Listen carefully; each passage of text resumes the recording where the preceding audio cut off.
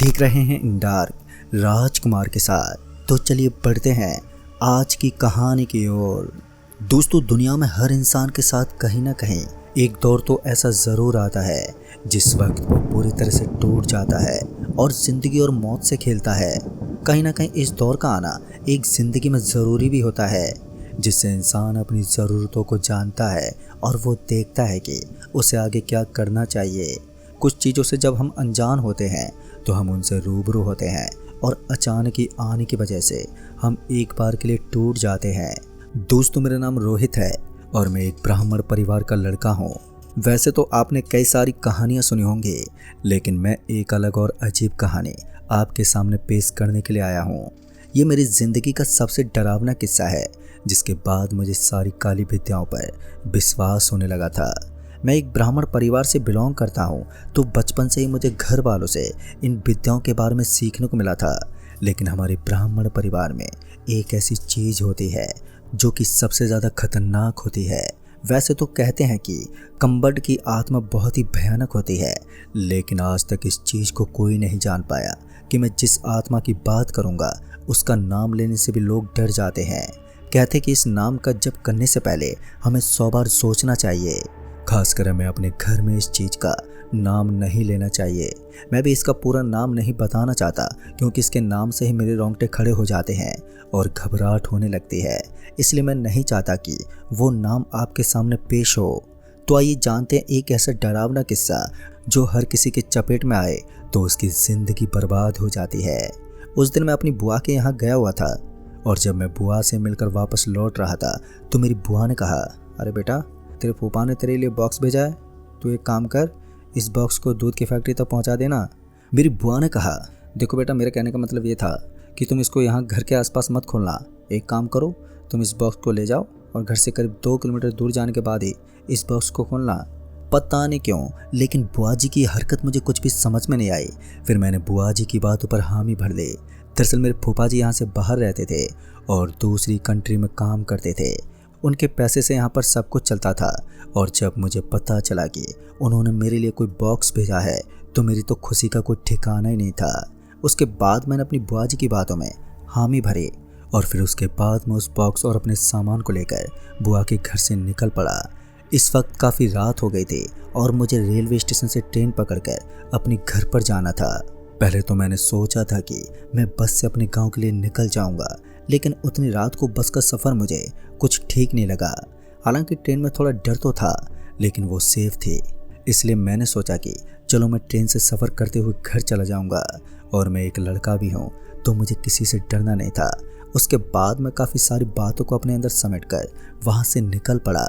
हालांकि थोड़ा थोड़ा डर तो लग रहा था, लेकिन इन सभी चीज़ों को नज़रअंदाज करके मैं स्टेशन पर पहुँचा। मेरा घर यहाँ से काफ़ी दूर था और मुझे वहाँ पर पहुँचते पहुँचते रात के 2 बजने वाले थे। मैंने कभी सोचा नहीं था कि मैं अपनी ज़िंदगी में एक ऐसा सफ़र करूँगा जो मेरी ज़िंदगी का सबसे लंबा सफ़र बन जाएगा। सफ़र तो लंबा हो ना हो, लेकिन वो लंबा महसूस ज़रूर होने वाला था। वो इतना डरावना सफ़र होने वाला था जिसके बारे में मैंने आज तक कभी सोचा नहीं होगा। उसके बाद मैं टिकट काउंटर पर पहुँच गया और टिकट लेकर वापस से स्टेशन पर लगी हुई कुर्सियों पर आकर बैठ गया। इस समय मेरे दिमाग में उसी बॉक्स का ख्याल आया और मैं उसको खोलने के खातिर काफ़ी ज़्यादा उतावला होता जा रहा था। मगर उसके बाद मुझे याद आया कि बुआ ने मुझे कसम दी थी कि मुझे इस एरिया के 2 किलोमीटर तक इसे नहीं खोलना था। इसलिए मैंने सोचा कि चलो अब मैं इसे बाद में खोल लूँगा। और फिर उसके बाद मुझे ट्रेन के आने का भी इंतज़ार था। वहीं कुछ देर के बाद मेरे कान में एक हॉर्न की आवाज़ सुनाई दी, और इस आवाज़ को सुनकर मेरी आंखें चमक उठी। फिर उसके बाद मैंने देखा कि स्टेशन की पटरियों के ऊपर अब लाइट चमक रही थी, यानी कि ट्रेन स्टेशन पर पहुंच गई थी। और ये सब देखते मैं काफ़ी ज़्यादा खुश हो गया, क्योंकि अब मैं घर जाने वाला था। वैसे भी घर वालों के बिना मेरा मन ही नहीं लग रहा था। और फिर उसके बाद मैं एक लोकल बोगी में बैठ गया। जैसे मैंने बोगी को देखा तो उसके ऊपर S1 लिखा हुआ था। मैंने ज़्यादा ध्यान नहीं दिया और उसके बाद बोगी के अंदर चला गया। वो ट्रेन काफ़ी लंबी थी, जो शायद एक्सप्रेस थी। उसके बाद मैंने देखा कि मैं जिस बोगी में सवार हुआ था उसके अंदर मात्र 2 या 3 गिने चुने लोग ही बैठे थे, और ऐसा होना लाजमी था क्योंकि ट्रेन के अंदर इतनी रात को काफ़ी कम मुसाफिर सफ़र करते हैं। और फिर उसके बाद में इन सभी चीज़ों को इग्नोर करते हुए एक ट्रेन की एक सीट पर बैठ गया और फिर उसके बाद बाहर का नज़ारा देखने लगा। और इसी बीच मेरी नज़र उस बॉक्स पर पड़ी जो मुझे अपनी बुआ ने मेरे हाथ में थमाया था। उसके बाद मैंने सोचा कि अब मैं इस बॉक्स को खोलकर देख सकता हूँ, क्योंकि अब तो मैं काफ़ी दूर आ गया था। और फिर उसके बाद मैंने जैसे उस बॉक्स को खोला तो उसके अंदर से सफ़ेद रंग का धुआं उड़ने लगा। उस धुएं से मुझे खांसी आने लगी और मैं ज़ोर ज़ोर से चीख पड़ा। तभी मैंने देखा कि उस बॉक्स के अंदर एक सोने की चीज़ थी जो दिखने में काफ़ी गजब की थी। उसके बाद जैसे मैंने उसे हाथ लगाने की कोशिश की तो मुझे एक करंट का झटका लगा। सच में ये चीज़ मुझे परेशान कर रही थी। एक पल के लिए मैं पूरा डर गया था। फिर उसके बाद मैं उस बॉक्स को छोड़ने की कोशिश करने लगा, लेकिन अब वो मेरे हाथ से बहुत ही बुरी तरह से चिपक चुका था। मैं उसे नीचे गिराने की भी कोशिश कर रहा था, लेकिन वो नीचे गिर ही नहीं रहा था। और वो सोने की चीज़ एकदम से बाहर निकल गई और नीचे गिर पड़ी। उसके बाद जैसे ही मैंने उसे नीचे गिरते देखा तो मैंने पाया कि अब वो किसी सूरज की तरह चमक रही थी। ऐसा लग रहा था कि अब उसके अंदर अपने आप ही रोशनी चमकने लगी है। मैं उसकी तरफ लगातार देखता जा रहा था और तभी मेरे फ़ोन की घंटी बजने लगी। जैसे ही मैंने फ़ोन देखा तो फ़ोन पर मेरी बुआ थी। फ़ोन पर बुआ को देखते ही मैंने तुरंत ही फ़ोन उठाया और उसके बाद सामने से आवाज़ आई, बेटा मुझे माफ़ कर देना, लेकिन काफ़ी दिनों से हमारे घर में ये बला हमारा पीछा नहीं छोड़ रही थी। मैंने सुना था कि अगर 2 दिन और ये हमारे घर के अंदर मौजूद रहती तो हम में से एक किसी की जान ले लेती। मुझे नहीं पता अब तुम्हारे साथ क्या होगा, लेकिन इतना ज़रूर जानती हूँ कि ये तुम्हारी जान ले सकती है। और तुम चिंता मत करना, तुम्हारे घर वालों की जिम्मेदारी हम अपने सर उठा लेंगे। मेरे पास इसके अलावा कोई दूसरा चारा भी नहीं था। दोस्तों, ये सुनकर मुझे अपनी बुआ पर इतना ज़्यादा गुस्सा आ गया कि मैं आपको बता नहीं सकता। उस वक्त मुझे तो ऐसा लगा जैसे मेरी ज़िंदगी ख़त्म हो चुकी है और अब मैं कुछ भी नहीं कर सकता। लेकिन वो कहते हैं ना, इत्तेफाक ऐसी ही चीज़ होती है, कहीं ना कहीं इंसान की ज़िंदगी को या तो पूरी तरह से ख़त्म कर देती है या फिर ख़त्म हुई ज़िंदगी को फिर से नई शुरुआत दे देती है। इस बार मुझे लगा था कि शायद मैं मरने वाला हूँ और आज की रात आखिरी रात होने वाली है। मैं हताश होकर सीट पर बैठ गया। सीट पर बैठते ही मुझे ऐसा लगा जैसे मेरी ज़िंदगी ख़त्म हो चुकी है और खुद घर वालों ने ही मुझे धोखा दे दिया है, जिसका मुझे अभी तक अंदाज़ा नहीं था कि मेरे घर वाले भी मेरे साथ ऐसा कर सकते हैं। और तभी मेरे कंधे पर किसी ने हाथ रखा। जैसे पीछे से हाथ रखा गया तो मैंने पलटते हुए देखा। मैंने देखा कि भगवा रंग के कपड़े पहने हुए एक पंडित जैसे बड़े आदमी मेरे पीछे खड़े थे। उन्हें मैंने अपने सामने खड़ा होता हुआ देखकर उनके पैर छुए। मुझे नहीं मालूम कि वो कौन थे, लेकिन मैं अपने से बड़े साधु बाबा के पैर छूने में ज़्यादा संकोच नहीं करता था।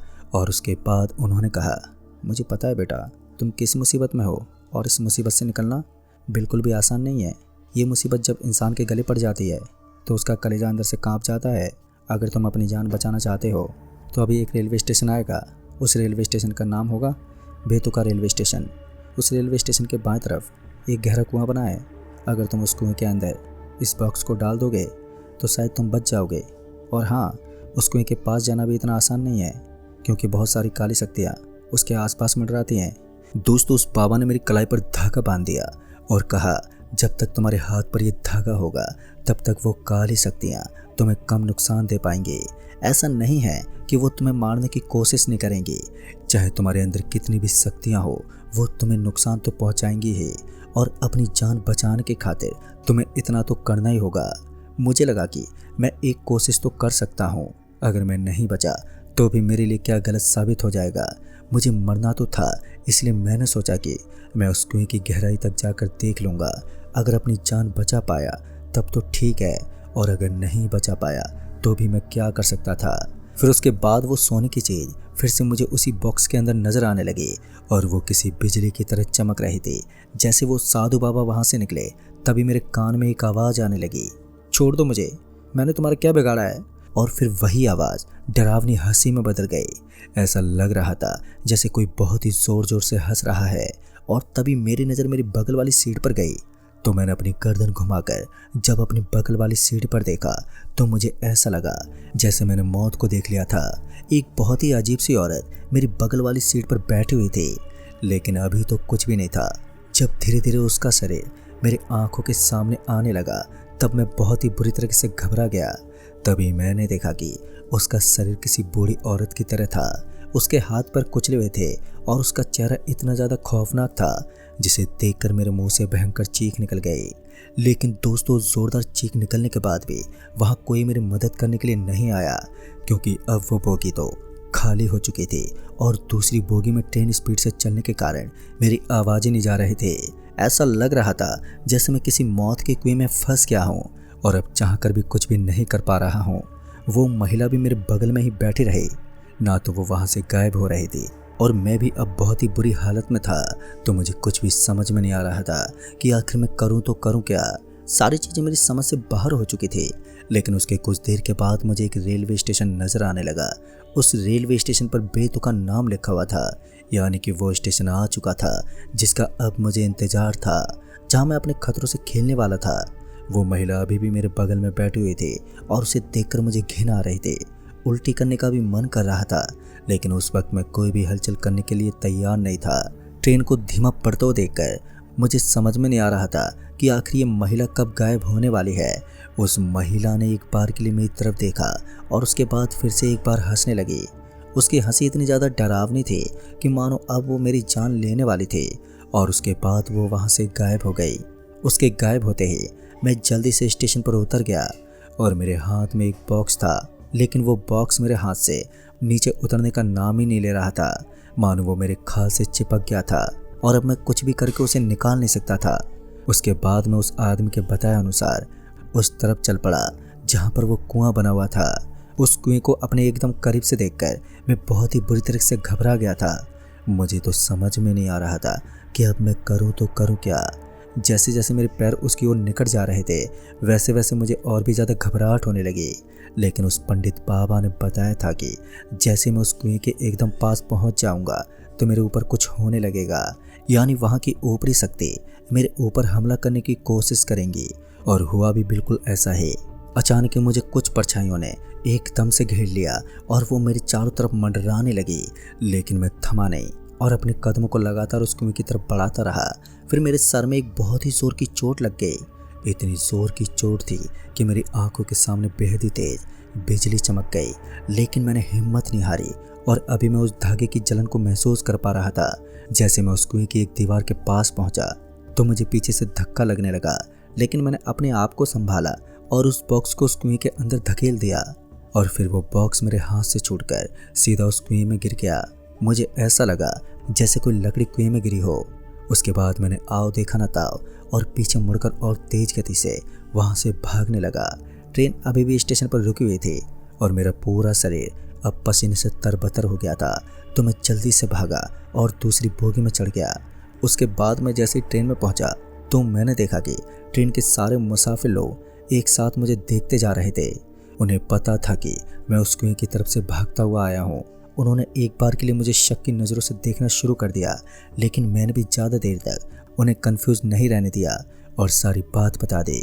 दोस्तों, मेरी बात सुनकर उन्होंने बताया कि वो कुआं मुक्ति का धाम है। वहाँ काफ़ी सारी काली आत्माओं को उस कुएं के अंदर दफनाया जाता है, पर मुझे नहीं पता कि उस कुएं का राज क्या था। लेकिन मैंने उस ट्रेन में उस साधु बाबा को खोजने की बहुत ही कोशिश की, लेकिन वो मुझे कहीं नहीं मिले। मुझे लगता है कि उस रात शायद भगवान ने ही मेरी मदद की थी, जो किसी रूप में आए थे। और उसके बाद जब मैंने उस बॉक्स की जानकारी निकाली तो मेरे होश उड़ गए। वो बॉक्स इतना ज़्यादा घातक होगा मैंने कभी सपने में भी नहीं सोचा था। तो आखिर उस बॉक्स की क्या सच्चाई थी और आगे मेरी बुआ के साथ क्या होने वाला था, ये सब जानने के लिए मैंने ज़्यादा ज़रूरी नहीं समझा और अपनी बुआ से दूरी बना ली।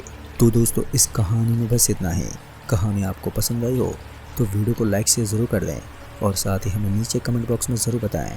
तो मैं आपका दोस्त राजकुमार जल्द ही मिलूँगा ऐसी एक और नई कहानी के साथ। तब तक के लिए बाय एंड टेक केयर।